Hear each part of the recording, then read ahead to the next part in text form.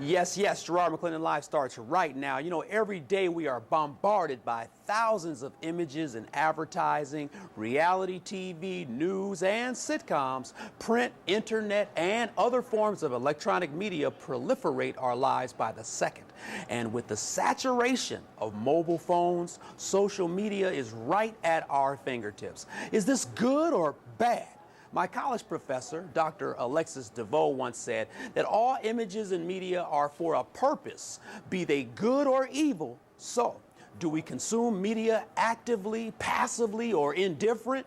We don't have a choice because the image wars will saturate your daily life regardless. My guest tonight is a giant in the advertising industry, building a successful firm called Burrell Communications, winner of numerous multicultural advertising awards, responsible for many of the positive images you have seen in commercials. But tonight, he will share some of the perils of the image world. Joining us now from the WGN Newsroom, advertising inductee in the Hall of Fame, author of the book Brainwash, Challenging the Myth of Black Inferiority, founder and chairman emeritus of Burrell Communications, Mr. Tom Burrell. How are you this evening, sir? Doing great, Gerard. How are you? I'm doing fantastic. Let me ask you this first. How's Faye Ferguson and McGee and Lewis? How are they all doing? Last time I saw them, they were doing just great. That's fantastic. Carrying on the job of moving the company forward. And they're doing it big. You know, I welcome you to the show. First things first, let's explain the title of this book. You call it Brainwashed. Why, sir? Why do you call it that? Well, you know, we were sold a bill of goods 400 years ago and spiked 200 years later. The false advertising, the big lie, the myth of black inferiority. The myth of black inferiority, white superiority, was done for one simple reason. It was an economic imperative, basically to justify slavery within a democracy. How are you going to have a democracy and have slavery? Yeah. Well, what you do is you basically say, wait, these people over here, these black people, are not human.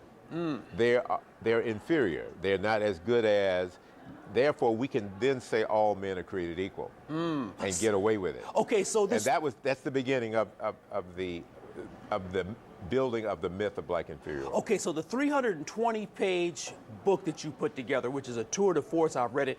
What makes you think that black folks are still brainwashed, Mr. Burrell? Well, there are two things that we see.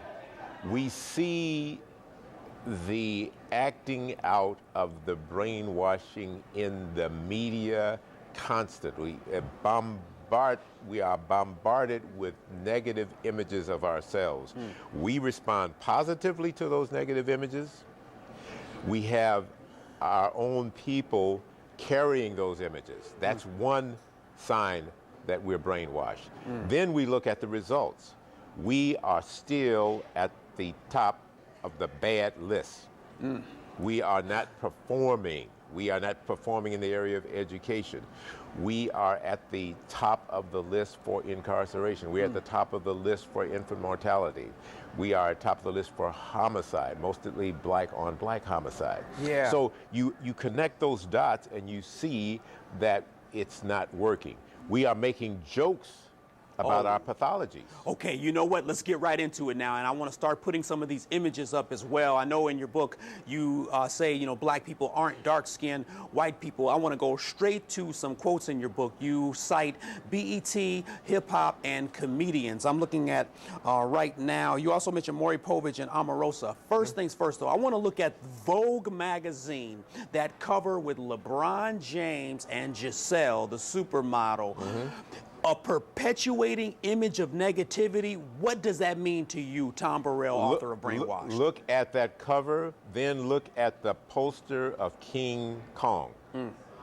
It is a mirror image of that. It's a duplicate of it. So what we're basically doing here is taking King James and converting him into King Kong.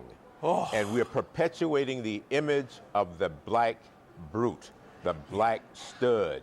Yeah, yeah. Okay. And this goes back to even 1915, D.W. Griffith's work, Birth of a Nation. Of course.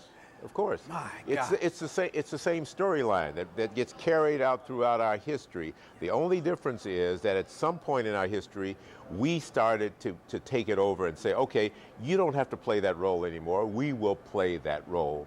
Yeah. And we will victimize ourselves. You know, that's the nature of brainwashing. After the break, Mr. Burrell, I want to talk about homicide, one of the chapters in your book, along with shopping habits and low expectations. Great. Tom Burrell, advertising guru, he pens a book on the power of images and words, Brainwash, challenging the myth of black inferiority on Garrard McClendon Live tonight. Call me, 877-358-CLTV. Garrard McClendon Live with Mr. Tom Burrell. We'll be back in 2 minutes.